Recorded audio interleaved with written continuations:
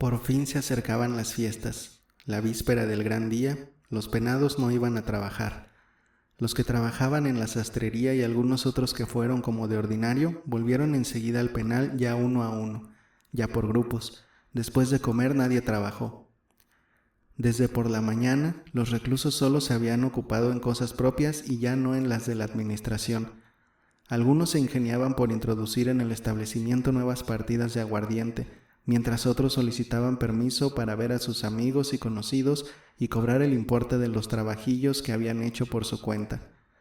Baklushkin y los reclusos que debían tomar parte en la representación estaban atareadísimos tratando de obtener de sus conocidos, casi todos asistentes de oficiales, los trajes que necesitaban.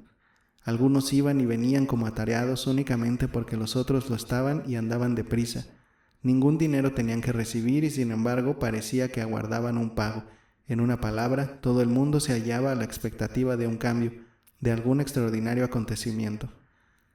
Por la tarde los inválidos que hacían en el mercado las compras por cuenta de los reclusos volvieron cargados con toda clase de comestibles, carne, lechones y anades. Hasta los penados más sencillos y económicos que durante el año se privaban aún de lo más necesario por espíritu de ahorro, se creían obligados ese día a echar la casa por la ventana. El día siguiente era para los penados una verdadera fiesta a la que tenían perfecto derecho por habérselo otorgado el reglamento. 3 únicamente eran las fiestas reconocidas en todo el año. ¿Quién sabe los recuerdos que en tal solemnidad agitaban aquellas almas depravadas? Desde la infancia el pueblo conserva vivamente la memoria de las grandes fiestas y los penados debían evocar con profunda pena los días felices en que descansaban de sus trabajos en el seno de la familia. El respeto de los presidiarios por semejante festividad tenía algo de imponente. Los borrachos eran muy escasos, todos estaban serios y, por decir así, ocupados aunque no tuvieran nada que hacer. Hasta los amigos de las algazaras y francachelas conservaban cierto aire de gravedad. Parecía que el reír estaba prohibido. Reinaba en el penal cierta susceptibilidad intolerante y si alguno turbaba, aunque fuese involuntariamente, la calma general, era llamado enseguida al orden por sus mismos compañeros. Esta disposición de los reclusos era notable y conmovedora. Además de la veneración innata que tienen por la santidad del día, sienten que observando esa fiesta se ponen en contacto con el resto del mundo, no son ya enteramente réprobos, perdidos y expulsados de la sociedad, puesto que en el penal se celebra la solemnidad lo mismo que fuera. Este sentimiento lo he observado en todos mis compañeros de cadena.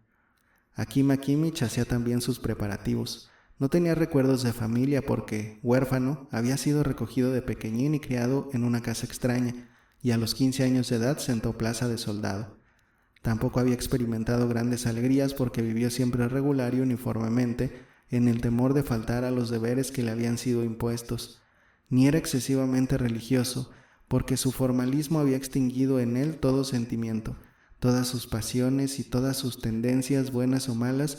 Disponíase, pues, a celebrar la Pascua de Navidad, sin grandes entusiasmos ni preocupaciones. No le entristecía ningún recuerdo ni echaba nada de menos. Hacía todo aquello con la escrupulosidad que ponía en el cumplimiento de sus deberes como una obligación más impuesta por la tradición. Por otra parte, no era amigo de profundizar las cosas y, por lo tanto, no había recapacitado jamás sobre la importancia de aquel hecho, aunque se sujetaba a la costumbre con minuciosidad religiosa. Si le hubiesen mandado al día siguiente hacer todo lo contrario, hubiera obedecido con la misma sumisión y el mismo escrupuloso cuidado que el día anterior. Una vez en su vida, solo una vez, quiso obrar de por sí y le costó ir a presidio. Esta lección no había caído en saco roto.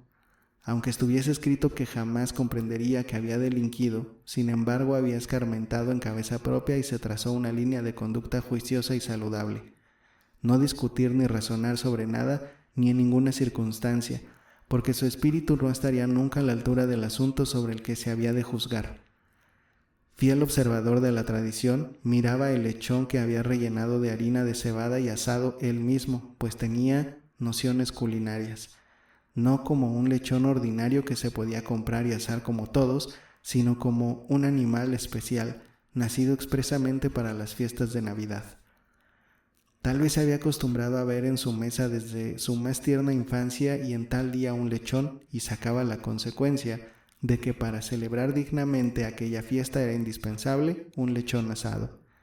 Estoy seguro de que si no hubiese comido de esta carne, le habría atormentado constantemente el remordimiento por haber dejado incumplir su deber.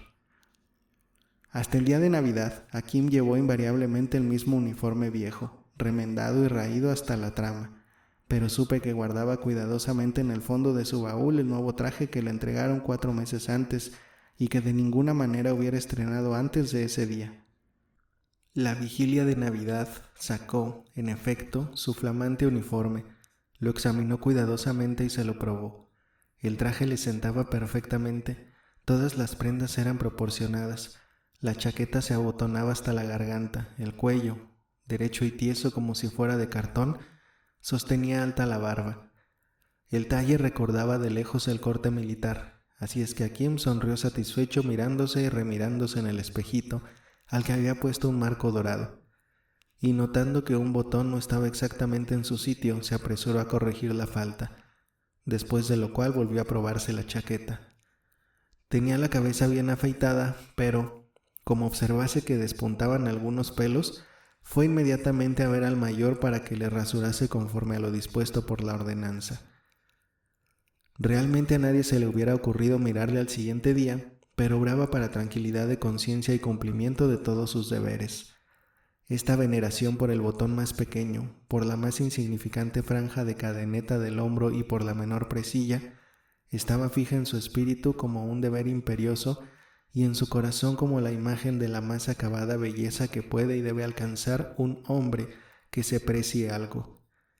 En su cualidad de anciano de la cuadra, hubo de cuidar de que se extendiese heno sobre el tablado, conforme a lo que se practicaba en los otros pabellones.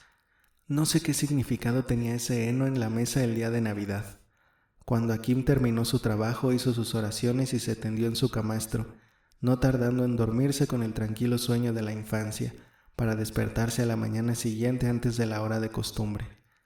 Los demás reclusos le imitaron, pues esa noche no se trabajaba, y en cuanto a jugar, nadie se hubiera atrevido a proponerlo siquiera.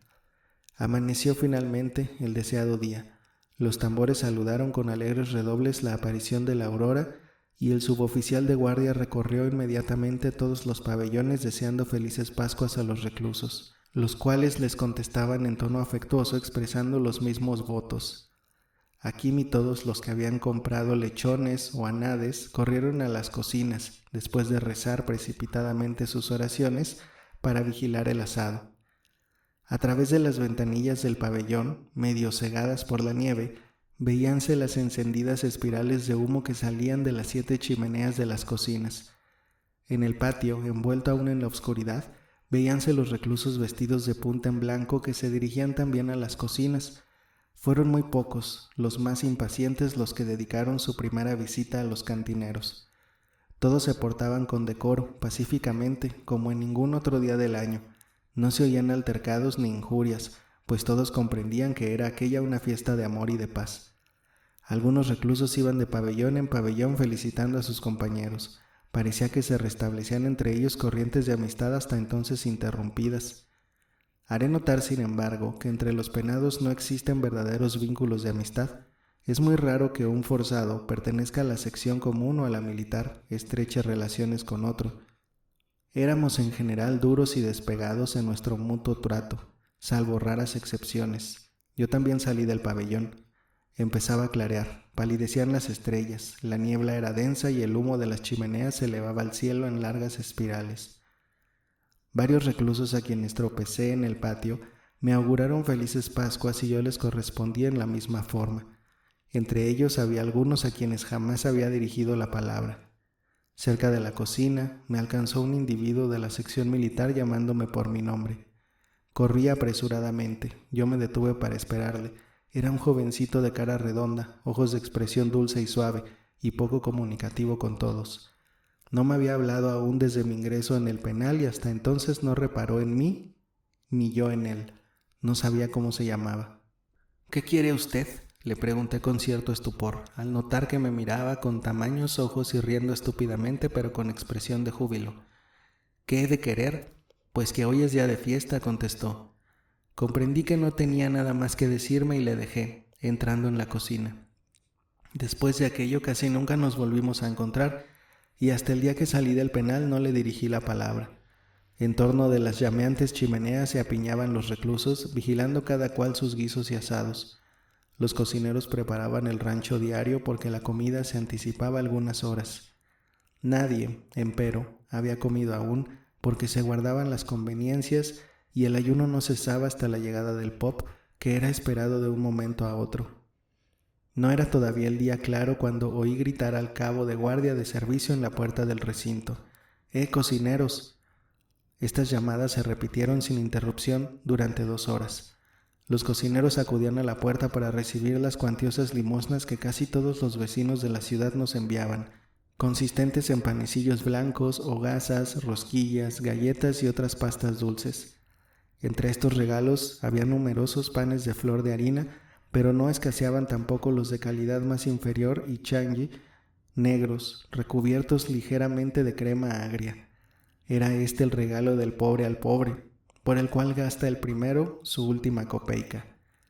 Todo se aceptaba con profundo reconocimiento sin hacer distinciones entre los donantes y el valor de sus obsequios. Los forzados que recibían los regalos se quitaban los casquetes, daban las gracias a los donantes augurándoles felicidades sin cuento y llevaban inmediatamente la limosna a la cocina, donde los decanos las repartían a los individuos de sus cuadras respectivas sin que surgiera la menor reclamación. Tal era la equidad que presidía la distribución. Cuando Hakim hubo terminado su tarea en la cocina, procedió diligentemente a su tocado y se atavió con aire solemne, abrochándose todos los botones de su traje sin exceptuar uno. Hecho esto, hizo sus oraciones, que duraron más que de costumbre. Eran muchos los penados que cumplían las prácticas religiosas, pero ancianos en su mayor parte. Los jóvenes eran poco aficionados a la plegaria, todo lo más se persinaban al levantarse de la cama, y aun esto los días festivos.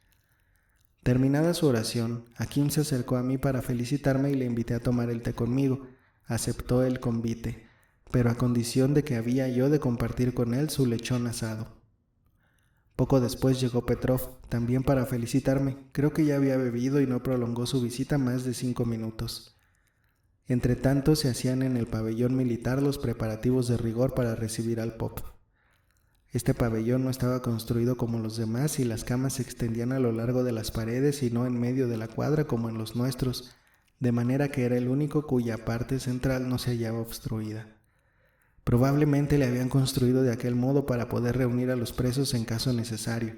En medio de la sala se colocó una mesita, sobre ella una imagen santa y ante esta una pequeña lámpara encendida. Llegó finalmente el pop con la cruz y el agua bendita, y se puso a rezar y a cantar delante del ícono, después de lo cual roció a todos con el agua bendecida y dio a besar la cruz uno por uno. Así recorrió luego todos los pabellones, asperjándonos constantemente.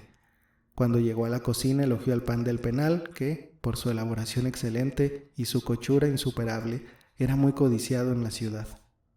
Los reclusos le ofrecieron enseguida, y él los aceptó, 2 panes recién salidos del horno, que un inválido se encargó de llevar a casa del cura inmediatamente. Los presidiarios acompañaron la cruz con el mismo respeto con que la habían recibido. Momentos después llegaron el mayor y el comandante de la plaza. Este último era muy querido y respetado. Acompañado del primero, recorrió todos los pabellones, deseando felices Pascuas a los reclusos, y después pasó a la cocina y probó el rancho, que aquel día era inmejorable. Cada preso tenía derecho a 1 libra de carne, habíanse preparado, además, unas tortas de harina de mijo, y no se había economizado la manteca. El mayor despidió al comandante en la puerta del recinto, después de ordenar que nos sirviesen la comida. Pero los reclusos se esforzaban por huir de su vista. No gustaban su mala mirada, siempre inquisidora detrás de sus anteojos, vagando a derecha e izquierda como si buscase un desorden que reprimir o un culpable que castigar. Nos sentamos a la mesa. El lechón preparado por Hakim Hakimich estaba muy bien asado. No acertaba a explicarme cómo a los 5 minutos escasos de haberse marchado el mayor había tantos reclusos borrachos, siendo así que en su presencia no se notó en ningún síntoma de embriaguez. No tardaron en hacer su aparición varios tocadores de balalaika. El pequeño polaco hacía ya rato que seguía, rascando su violín, a un penado que le había contratado por todo el día para que ejecutase bailables. La conversación hacíase por momentos más ruidosa y desordenada. Todos estaban ahitos y no pocos alegres en demasía. Algunos ancianos, penados serios, se retiraron a dormir la siesta, que no perdonaban jamás los días festivos. El viejo creyente de Starodubo, después de haber descabezado un sueñecito, se encaramó a la chimenea, abrió su libro y estuvo orando todo el resto del día y buena parte de la noche, sin un minuto de interrupción. Un espectáculo de tanta vergüenza le afligía, según dijo. Los cherkeses fueron también a sentarse junto al hogar, mirando con curiosidad no exenta de profundo disgusto a aquella gente ebria. «Aman, aman», me dijo Nurra en un arranque de justa cólera y moviendo tristemente la cabeza. «Aman, Alá estará indignado». Isaí Fomitch encendió con aire arrogante una vela en un rincón y se puso a trabajar con objeto de hacer patente que la Navidad no era para él día de fiesta. Aquí y allá se formaron partidos de juego. Los penados no se cuidaban de los inválidos, pero establecieron centinelas para evitar una sorpresa del suboficial de guardia que parecía también preocupado mucho aquella noche por lo que pudieran hacer, pues solo hizo 3 rondas y los reclusos, avisados oportunamente por sus espías, en un abrir y cerrar de ojos guardaban las cartas mientras los borrachos se escondían con no menos rapidez. Creo, sin embargo, que el oficial estaba decidido a cerrar los ojos ante ciertos pecadillos. Aquel día no era una falta grave estar borracho. Poco a poco se fueron enardeciendo los ánimos y comenzaron los altercados. No obstante, la mayor parte estaba en su cabal juicio y se divertía viendo a los ebrios que bebían sin medida. Gacín triunfaba. Paseaba con aire satisfecho por delante de su cama, bajo la cual tenía el aguardiente que ocultó hasta aquel día cuidadosamente en un escondrijo situado detrás de los pabellones y enterrado por la nieve. Estaba tranquilo y no había bebido porque se reservaba esa satisfacción para el último día de las fiestas, cuando hubiera ya vaciado los bolsillos de todos los parroquianos. En todas las cuadras se oían canciones. La bacanal se hacía por momentos infernal. Algunos reclusos paseaban formando grupos haciendo vibrar constantemente las cuerdas de sus balalaicas con las que acompañaban el canto de sus compañeros. Un coro de 8 o 10 penados se detuvo ante el pabellón de la sección militar y entonó varias canciones populares, alegres unas, humorísticas otras y algunas excesivamente tristes. Solo recuerdo una, admirablemente cantada. Era ayer la fiesta de mi juventud. En el penal oí una variante, desconocida para mí hasta entonces. Al fin del canto se habían añadido unos versos. Lo que cantaban especialmente eran las canciones llamadas de los presidiarios. Una de ellas acontecía, muy humorística, refiere de qué modo cierto individuo se daba la gran vida y cómo había sido enviado al penal. Antes rociaba con champaña sus exquisitos manjares, mientras ahora las coles y la aguacha devoro con placer. También estaba de moda la canción siguiente muy conocida. Adiós los felices días de mi juventud primera, transcurridos en orgías que ninguno contuviera. La fortuna de niño he perdido, y tras tanto prodigar el dinero y gozar libremente he venido, viejo y pobre, a ser prisionero. También las había melancólicas. Una de ellas creo que bastante conocida. Era una verdadera canción de galeotes. Luz del cielo ya brilla, el tambor toca diana, el anciano abre la puerta, el escribano nos llama. Como estamos detrás de los muros, nuestro modo de vivir no ven. Dios, celeste creador, con vosotros está, y no podemos morirnos aquí. Otra canción todavía más triste, pero cuya melancolía era estupenda, la cantaban con letra insulsa y bastante incorrecta. Ya no más volverán a ver mis ojos la tierra en que nací, y por toda la vida me condenan a tormentos que nunca merecí. El búho llorará sobre los techos y hará al bosque su canto repetir, mas yo, embriagado el corazón de pena, no estaré por allí. Las cantan muchas veces, mas no en coro, siempre en solo. Así cuando terminan los trabajos sale de la cuadra un detenido, se sienta sobre el escalón, se pone a reflexionar, apoyada la barba en la mano, y canta indolentemente con aguda voz de falsete. Al escucharle parece que hay algo que se destroza en el corazón. Entre los presos había muchos que poseían una voz magnífica. Entre tanto caía la noche y el fastidio, el tedio, el abatimiento pusieron fin a la algazara. Recluso que momentos antes se destornillaba de risa, tarareaba una triste canción que parecía un sollozo continuado. Otros, que se habían venido a las manos repetidamente, vagaban de pabellón en pabellón, ávidos de armar camorra. Los que tenían la borrachera melancólica buscaban amigos para consolarse y llorar juntos en el dolor de su embriaguez. Todos querían divertirse y pasar la fiesta en medio del mayor regocijo, pero en cambio aquel día fue en extremo penoso y turbulento. Nuestras ilusiones habíanse desvanecido. Petrov vino a verme 2 veces. Como no había bebido en exceso, conservaba todo su aplomo, pero, hasta el último momento, abrigó la esperanza de que había de ocurrir algo extraordinario y divertido. Cierto es que no dijo una palabra sobre el particular, pero se le conocían los ojos. Sirotkin, que lucía una camisa encarnada nueva y flamante, recorría, como Petrov, todos los pabellones, y él esperaba también algún hecho resonante. 2 penados disputan únicamente por saber cuál de ellos hará un regalo al otro. Llevan largo rato discutiendo y han estado a punto de llegar a las manos. Uno de ellos guarda profundo rencor a su contrincante y se queja de que éste hubiese escondido el dinero que le dieran por el capote que vendió 1 año antes. Según él, había hecho muy mal y llovía sobre mojado. El que así se queja es un individuo bastante robusto, musculoso, tranquilo y sin pelo de tonto, pero cuando está embriagado gusta de hacerse de amigos para desahogar en su seno el dolor que le embarga, y les insulta, pretextando cualquier desatención con el único objeto de reconciliarse luego con ellos. El que le escucha, un hombrón bien plantado, de cara llena y astuto como una zorra, ha bebido tal vez más que su compañero, pero no lo demuestra, es todo un carácter y pasa por rico. Probablemente no tiene ningún motivo para excitar la cólera de su camarada y le conduce ante un cantinero. Allí el amigo quejumbroso jura y perjura que el otro le debe algún dinero y que siquiera por el bien parecer le debe pagar unos tragos de aguardiente. El cantinero, no sin un poco de respeto y mucho desprecio hacia el amigo que pretende emborracharse a costa del otro, toma un vaso y lo llena de aguardiente. Stepan, ponte en lo justo, debes pagar, puesto que me adeudas lo que sabes. No tengo ganas de gastar saliva contigo, responde aquel. No, Stepan, te engañas, insistió el otro, tomando el vaso que le presenta el cantinero. Tú me debes un poquito y es preciso que no tengas ni tanto así de conciencia para que te atrevas a negarlo. Hasta los ojos que usas no son tuyos, los has pedido prestados y en delante no te van a prestar ni el saludo, porque eres un miserable, un canalla, Stepan. ¿Pero qué estás ahí gimoteando? ¿No ves que derramas el aguardiente?, exclama el cantinero.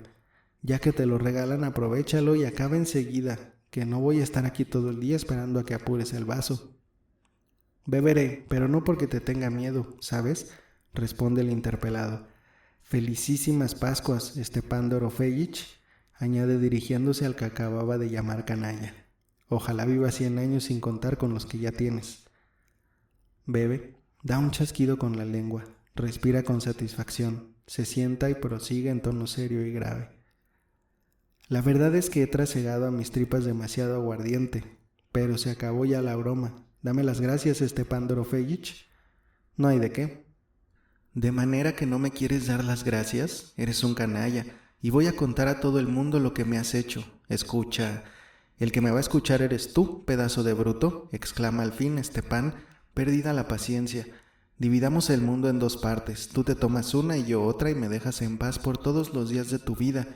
Y ay de ti si te vuelves a interponer en mi camino. ¿Luego no me restituirás mi dinero? ¿Qué dinero ni qué niño muerto? Ea, ya estás estorbando aquí. Cuando me lo quieras devolver en el otro mundo, yo no lo tomaré. El dinero es el sudor de nuestra frente y los callos de nuestras manos y por 5 copeicas arderás en el infierno. Allí es donde te voy a mandar ahora mismo si no te quitas de mi vista, borracho, interrumpe Stepan. Arre. ¿Por qué me espoleas? ¿Soy acaso caballo? Ea, largo de aquí, y pronto. Canalla, galeote, y las insolencias y los insultos menudean más agresivos por momentos. Otros 2 individuos están sentados juntos en la cama. Uno de ellos es de elevada estatura, robusto, carnoso, un toro por la fuerza. Llora o poco menos pues está muy conmovido. el otro vanidoso, ágil, delgado, de nariz descomunal, que parece constantemente helada, y ojos azules, pequeños y fijos siempre en el suelo. Es un hombre de buena familia, bien educado, exsecretario y trata a su amigo con altivez, lo cual desagrada a éste. El primero, que ha estado bebiendo aguardiente todo el día, chilla sacudiendo con fuerza la cabeza de su camarada, que tiene asidio con ambas manos. Se ha tomado una libertad conmigo. Tomar una libertad significa haber propinado una paliza. Repito que te engañas, responde el exsecretario en tono dogmático sin dignarse levantar los ojos para mirar a su interlocutor. ¿Qué he de engañarme?, continuó el atleta bajando las manos a los hombros de su amigo y atrayéndole aún más hacia sí. Tú eres el único ser amado que me queda en el mundo y por eso he dicho que te has tomado una libertad conmigo. Vuelvo a repetir de una vez para siempre que te engañas y te ruego que vayas a dormir la borrachera y me dejes en paz.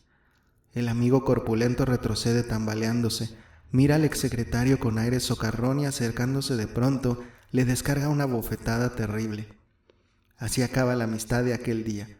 El exsecretario desaparece como por arte de encantamiento, refugiándose debajo de la cama. Uno de mis conocidos entra en el pabellón. Es un penado de la sección especial, extraordinariamente bueno y alegre, nada tonto, de carácter sencillo y chancero, sin mala intención. Es cabalmente aquel que a mi llegada al penal andaba en busca de un aldeano rico.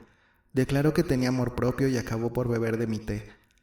Tenía 40 años, labios enormes, nariz colosal, carnosa y granujienta. Lleva una balalaica de la cual destroza las cuerdas. Le acompaña otro recluso de baja estatura y enorme cabeza que trabajaba en la sastrería y se esforzaba por vivir solitario, rehuyendo por sistema la compañía de sus camaradas. Mas ahora, que estaba borracho, habíase pegado a Varlamov, como si fuese su sombra, siguiéndole excesivamente conmovido, gesticulando y dando tremendos puñetazos sobre las puertas, las camas y las mesas. Varlamov le hacía tanto caso como si no existiese. Lo más curioso es que estos dos hombres no se parecían en nada, pertenecían a secciones diferentes, no tenían el mismo oficio, vivían en distintos pabellones y sus caracteres eran opuestos. El forzado de baja estatura se llamaba Bulkin. Varlamov sonrió al verme sentado en mi sitio junto a la estufa. Se detuvo, reflexionó un instante, avanzó luego resueltamente hasta 2 pasos de distancia del sitio que yo ocupaba.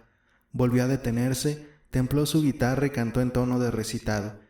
Tiene mi amada el rostro blanco y lleno, y es lo mismo que un pájaro si canta, con su ropa de satén. Brillantemente adornada está la hermosa muy bien. Esta canción puso a Bulkin fuera de sí. Agitó los brazos y exclamó, dirigiéndose a todos: «Miente, hermanos, miente como un sacamuelas. Es mentira todo lo que dice». «Presento mis respetos a nuestro viejo Alexander Petrovich», dijo Varlamov, inclinándose ante mí con sonrisa amable. La frase «mis respetos al viejo» la emplea el pueblo bajo de Siberia, aún dirigiéndose a los jóvenes. La palabra viejo, signo de respeto, de veneración y de cortesía, encierra también reconocimiento de superioridad. «¿Cómo vamos, Varlamov?», le pregunté por decir algo. «Así, así», me contestó, trampeando, como siempre. Los verdaderamente afortunados en esta fiesta son los que están borrachos desde el amanecer. Dispénsame». «Miente, miente», repitió Bulkin, golpeando furiosamente la cama con el puño cerrado. Diríase que Varlamov había empeñado su palabra de honor de no hacer caso de su acólito, y lo más curioso del caso era que Bulkin no le había dejado ni un minuto siquiera desde la mañana, exclamando invariablemente apenas desplegaba aquel los labios: «Miente, miente». Le seguía como su sombra, trataba de armar pendencia con él a cada palabra que decía. Descargaba puñetazos sobre las paredes y los objetos que tenía a su alcance, hasta ensangrentarse las manos, y sufría visiblemente por estar convencido de que Varlamov mentía como un sacamuelas. Si hubiese tenido pelos en la cabeza se los habría arrancado en un acceso de desesperación. Diríase que había asumido la responsabilidad de todos los actos de Varlamov y que los defectos de éste le atormentasen la conciencia. Y lo divertido era, repito, que Varlamov no le hacía caso por más que dijese o hiciese. «Embustero, embustero, embustero», insistía Bulkin. «No dice ni una palabra que sea verdad». «¿Y a ti qué te importa?», decíanle los reclusos. «Pues bien, comenzó a decir Varlamov bruscamente, dirigiéndose a mí. Cuando joven era yo un buen mozo y las muchachas se despepitaban por mis hechuras. Mentira, interrumpió Bulkin. Ahí le tenéis mintiendo todavía. Los presos soltaron la carcajada. Por mi parte me pavoneaba delante de ellas. Poseía una camisa roja, pantalones anchos de felpa. Me acostaba cuando lo tenía bien, como el conde de la botella. En una palabra, hacía cuanto me venía en ganas. Miente, declaró Bulkin resueltamente. Había heredado de mi padre una casa de piedra de 2 pisos y en 2 años no quedó de aquella casa más que las puertas, sin montantes ni columnas. ¿Qué le hemos de hacer? El dinero es como las palomas que se van y vuelven. Mentira, repitió Bulkin más enfurecido aún. A los pocos días de llegar aquí escribí una carta a mi familia pidiéndole dinero, pero dicen que yo he obrado contra la voluntad de mi familia, que le he echado un borrón no sé dónde y hace ya 8 años que mandé aquella carta. Sí que tarda la contestación, observé sonriendo. Pero es el caso, repuso Varlamov, acercando cada vez más su nariz a mi cara, que tengo aquí una amante. ¿Una amante? Usted. Sí, yo mismo. El otro día me decía Onufreyev, la mía es delgada como una aguja y más fea que el demonio, pero no es mendiga como la tuya. ¿De manera que su amante es mendiga? Pues ¿qué pensabas que era, princesa real? Me respondió, es una mendiga. Y reí estrepitosamente, haciéndole coro los demás, pues todos sabían que en efecto tenía relaciones con una pordiosera a la que daba en junto 10 copeicas cada 6 meses. Bueno, ¿qué quiere usted? Pregunté, deseando que me dejase en paz. ¿No me pagarás por esto medio litro? En todo el día no he bebido más que té, añadió alegremente, tomando el dinero que yo le daba. Y el té me sienta muy mal, se me está revolviendo el vientre, como si fuera una botella de agua. La desesperación de Bulkin no tuvo límite al ver que yo entregaba dinero a Varlamov. «¡Pero qué loco!», exclamó, mirando con los ojos desencajados en su derredor. «¿No conoce que todo lo que dice este hombre es mentira?». «¿Te quieres callar?», exclamaron impacientes algunos reclusos. «¿Qué te puede importar lo que hagan los demás?». «Es que no le puedo permitir que falte a la verdad», contestó Bulkin, golpeando furiosamente el suelo con el pie. «No quiero que mienta». Varlamov se despidió de mí y apresuróse a hacer una visita al cantinero. Solo entonces pareció fijarse en su sombra. «Ven conmigo», dijo a Bulkin, deteniéndose en el umbral como si aquel fuese indispensable para la ejecución de algún proyecto, y dándole un empellón le hizo pasar delante, desapareciendo ambos de nuestra vista seguidos de las carcajadas de mis compañeros de cadena. Mas, ¿para qué seguir describiendo escenas semejantes? Al fin terminó, afortunadamente, aquel día tan pesado y azaroso. Los reclusos no tardaron en dormirse profundamente, delirando aún más que las noches anteriores. Aquí y allá continuaban, empero, algunos grupos jugando a las cartas. A la mañana siguiente debían reanudarse la vida del presidio y volver todos a los trabajos forzados.